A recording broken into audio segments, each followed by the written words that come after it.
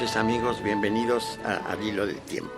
Por razones de las fechas, de lo entrañable de las fechas que estamos viviendo, de nuestra fe general de mexicanos, que es la católica apostólica romana, de la tradición guadalupana, que tan arraigada y tan profunda y tan entrañable es en nuestro país, y por una serie de razones que creo ya huelga explicar, voy a dedicar este y el siguiente programa a glosar de nuevo estos acontecimientos, en parte históricos, en parte propagandísticos, que envuelven al nacimiento de Jesús, a la iniciación de su misión y a los primeros homenajes de que fue objeto, porque bien sabemos que en el momento de nacer, en una gruta, en un pesebre, perseguidos sus padres, en situación muy anómala y muy aflictiva, muy pronto recibió el tributo, el homenaje de los pastores, y posteriormente llegaron los magos de Oriente también a rendirle pleitesía. El hecho de que los pastores hayan sido los primeros que le hacen homenaje es sumamente significativo y tiene su raíz más profunda en la tradición hebrea. Bien sabemos que Jesús era judío, era hebreo. Entonces, entre los judíos, entre los hebreos, el pastor no es solo aquel que se ocupa de un rebaño, no es el que sabe de un rebaño, sino también en sentido figurado, aquel que pastorea una grey. Hasta la fecha, en el lenguaje especializado de la Iglesia Católica, al conjunto de los fieles de una iglesia, a los feligreses, se les sigue llamando grey, que no viene a ser más que rebaño. Y de ahí ya se elabora posteriormente, en el curso de los 300, 400 primeros años, una hermosa doctrina acerca del pastor místico. El pastor místico, desde luego, no es el que se ocupa de las ovejas, es el que se ocupa de las almas, lo cual entraña también una metáfora muy dulce y muy hermosa. El alma, espontánea naturalmente, es suave, es dulce, es maleable. La pueden deformar los vicios, los enconos, los pecados, pero naturalmente, así lo decían algunos teólogos, ánima naturaliter cristiana, es decir, el alma naturalmente cristiana. Y esta alma naturalmente cristiana es un alma pura, es un alma llena de virtudes y de capacidades para el bien, pero por desgracia también para el mal. Precisamente la función capital que en la teología cristiana se asigna a Jesús en su carácter de segunda persona de la Trinidad es el salvar al hombre, lo que se llama en teología labor soteriológica, porque el hombre es presa de sus pasiones y, al serlo, comete dislates, errores y hasta crímenes, pecados en una palabra. No deja de llamar la atención que en dos de las doctrinas religiosas de mayor profundidad y sublimidad de la tierra, que son por una parte el cristianismo y por la otra el budismo, se haga hincapié muy profundo en que del deseo, esto lo dice literalmente el budismo, del deseo puede partir precisamente el pecado. Y aunque no lo diga de una manera tan tajante, tan explícita, sí lo dice tácitamente el cristianismo. Los pecados capitales son pecados de deseo, de apetencia, empezando por la lujuria, pero la gula también la envidia es apetencia del mal ajeno, también lo es la codicia. En una palabra, la apetencia provoca en el hombre trastornos de carácter negativo.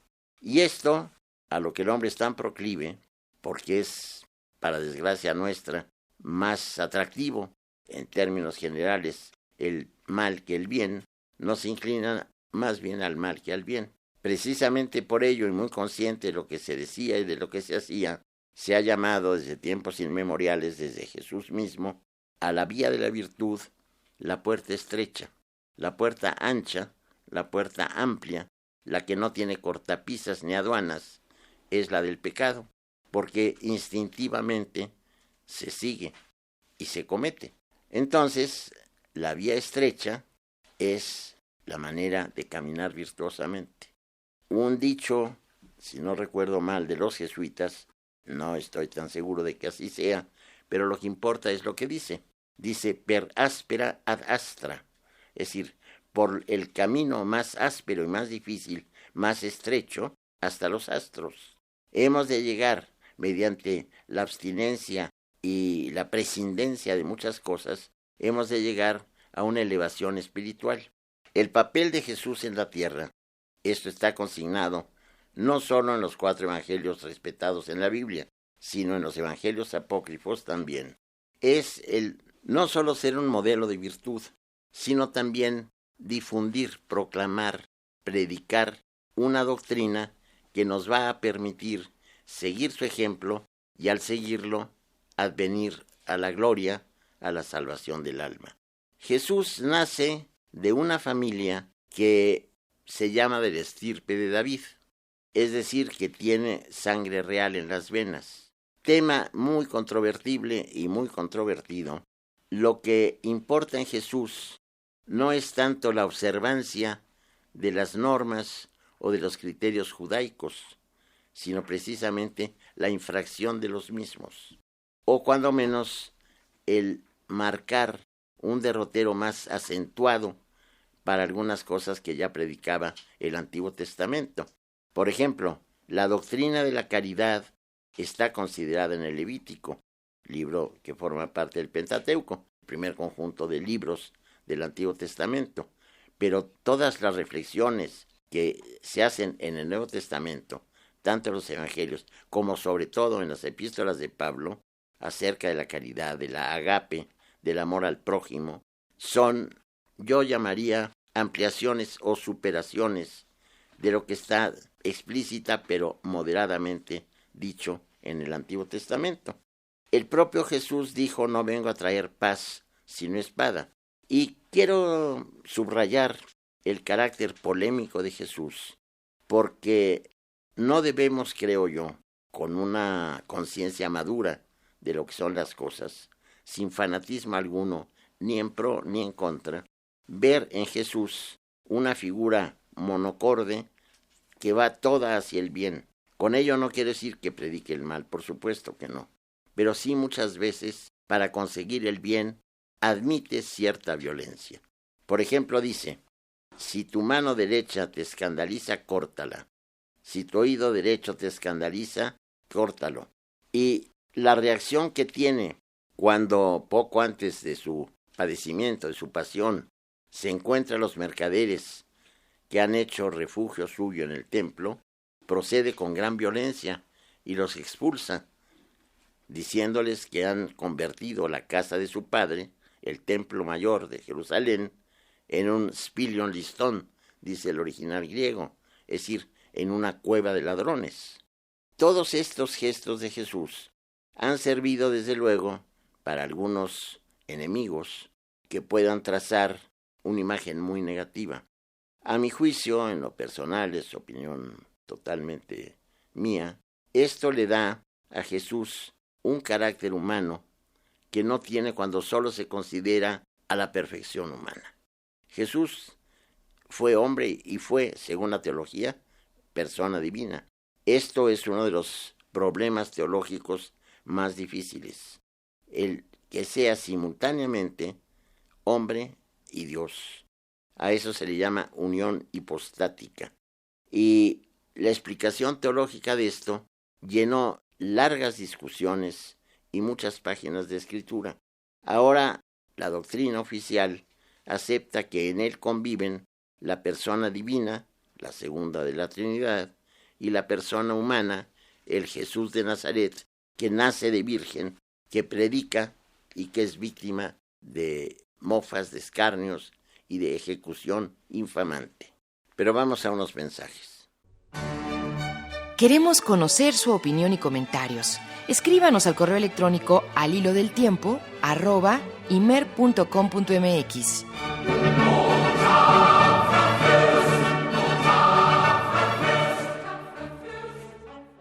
La figura del justo sufriente no aparece en Jesús por primera vez. Es una larga tradición del cercano Oriente y se encuentra incluso en la cultura egipcia. Decir estas cosas puede alarmar a cierto sector de las personas que me hacen el favor de oírme, porque privan en cierta forma de originalidad al ejemplo y al mensaje cristiano. Yo creo que todo lo contrario. Yo creo que ponemos este mensaje sublime y maravilloso en su contexto histórico. Le damos la dimensión, cuando menos a juicio mío, que debe tener. El ejemplo de Jesús es inimitable y maravilloso. Incluso en tantos pliegues y despliegues de la teología, la famosísima imitación de Cristo, de Imitatio Christi, de Tomás de Kempis, pues pertenece a una de las muchas sectas que nacieron del cristianismo original, que era un solo todo, y esto nace después de la Reforma Luterana. Bueno, se ha de hilar muy delgado en cuestiones de teología, pero esto lo dejamos a los teólogos. Es una disciplina fascinante, peligrosa, y ha dado mucho que hacer. En la actualidad, y creo que por fortuna, se está haciendo hincapié en la propia autoridad máxima de los católicos, que es el Vaticano, hincapié más bien en el aspecto pastoral de la doctrina cristiana. Es decir, ya no el aspecto dogmático. Ya no se insiste tanto en que tienes que creer so pena de caer en pecado mortal.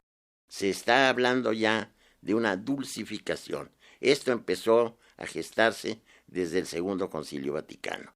Entonces, encontramos que el aspecto humano de Jesús, el divino, es mucho más difícil de juzgar, por supuesto, adquiere relieves más tiernos, más cercanos a nosotros que los que hasta la fecha había tenido. Pero volvamos al momento de su nacimiento.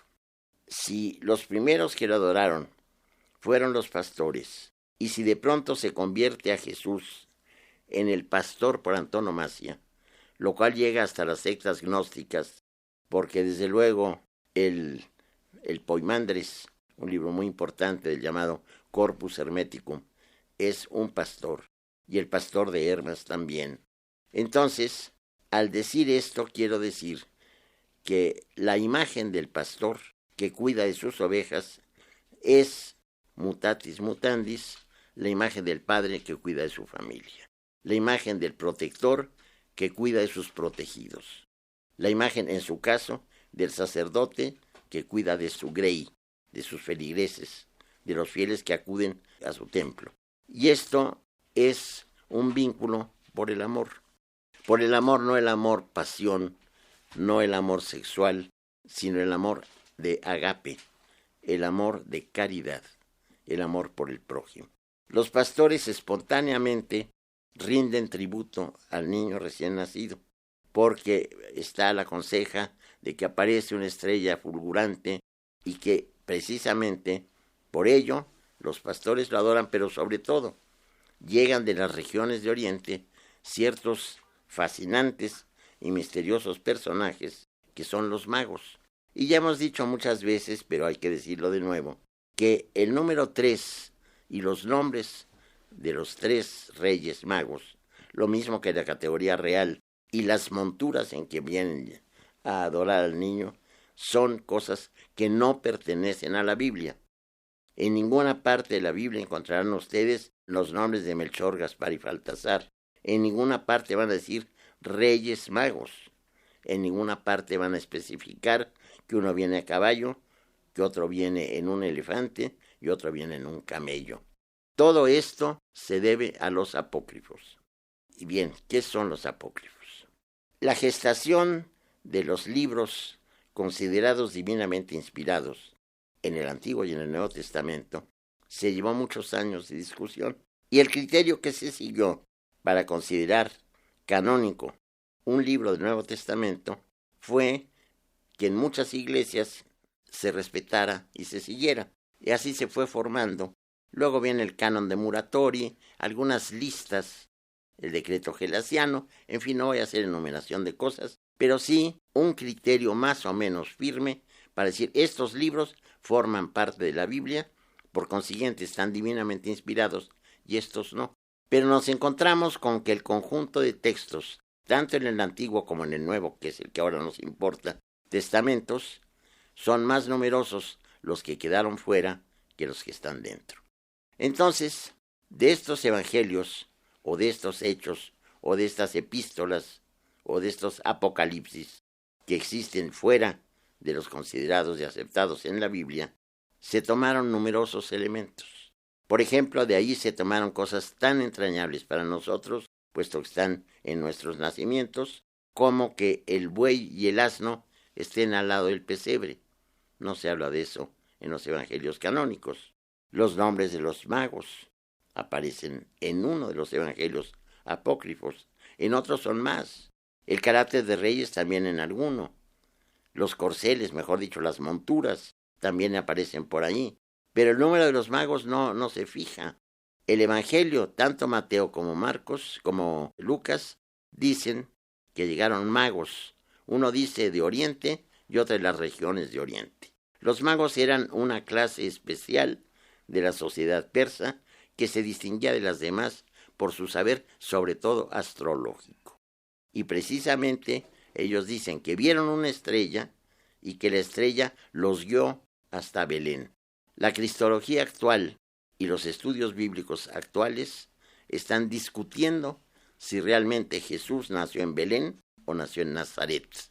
Ahí está la polémica en 2010. De todas maneras, se sigue venerando la iglesia del nacimiento en Belén.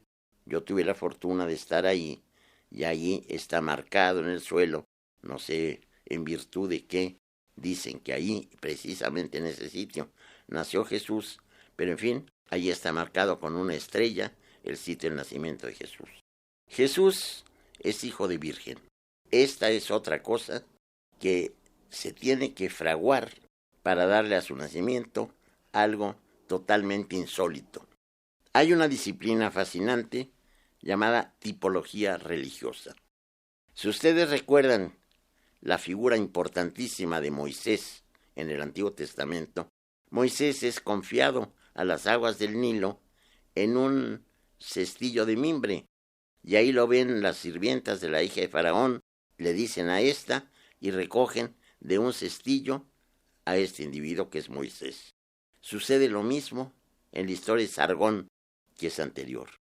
Entonces creo que no se pierde nada de la verdadera fe, de la fe inteligente, diciendo que estas cosas son a fin de cuentas parte de esta parafernalia mágica que debe rodear a una figura cultural, a una figura teológica, soteriológica, como es Jesús.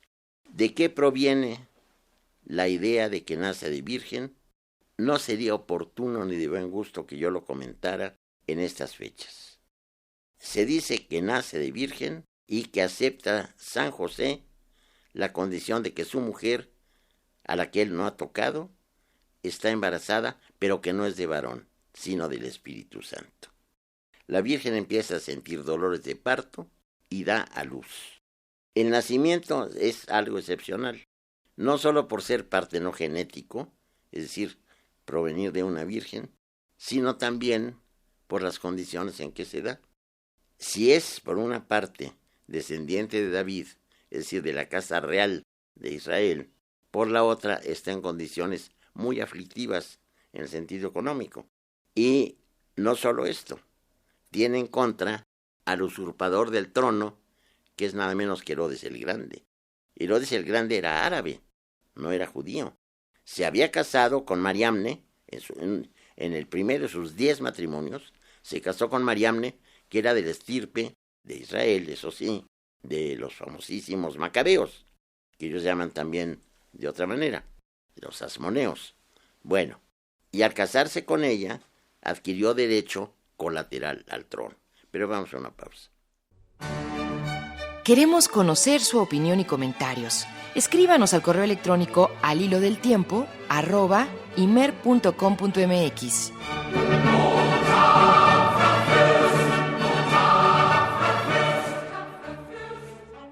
Entonces Herodes tiene entre comillas, derecho lateral al trono.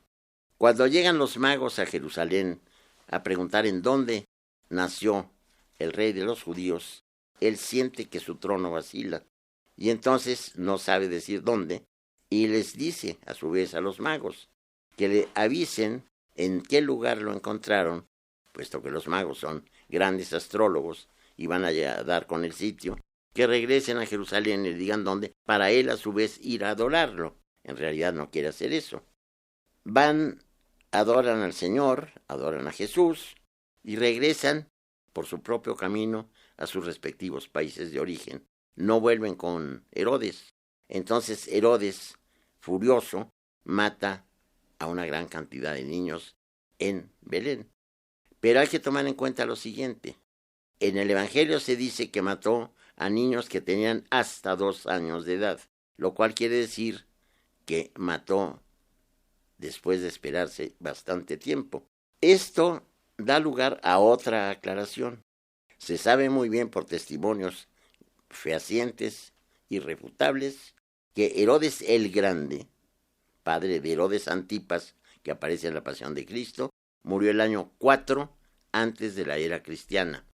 Y entonces todavía tenemos que retroceder 2 años más para más o menos saber el año del nacimiento real cronológico de Jesús, que oscila entre el 8 y el 6 antes de la era cristiana. Esto se debe a un error de Dionisio el Exiguo, que calculó mal, pero ya se perpetuó. Nadie va a mover de su sitio el calendario tal como lo tenemos. Si debemos partir de la fecha del nacimiento de Jesús, estaríamos todavía en el año, 2002 o 2004. Es decir, esto ya es inamovible. Pero todas estas dudas, todas estas circunstancias y pormenores, hacen que se vigorice la fe, que quien cree, crea a pesar de todo. No sirve, a fin de cuentas, para la salvación del alma entrar en pormenores eruditos. Lo que sirve es el entusiasmo, la buena fe y sobre todo las buenas obras. Muchas felicidades, muy buenas noches y muchas gracias. Participaron en la realización de este programa Roberto Portillo, Juan José Ortega, Carmen Bach y Marcela Montiel.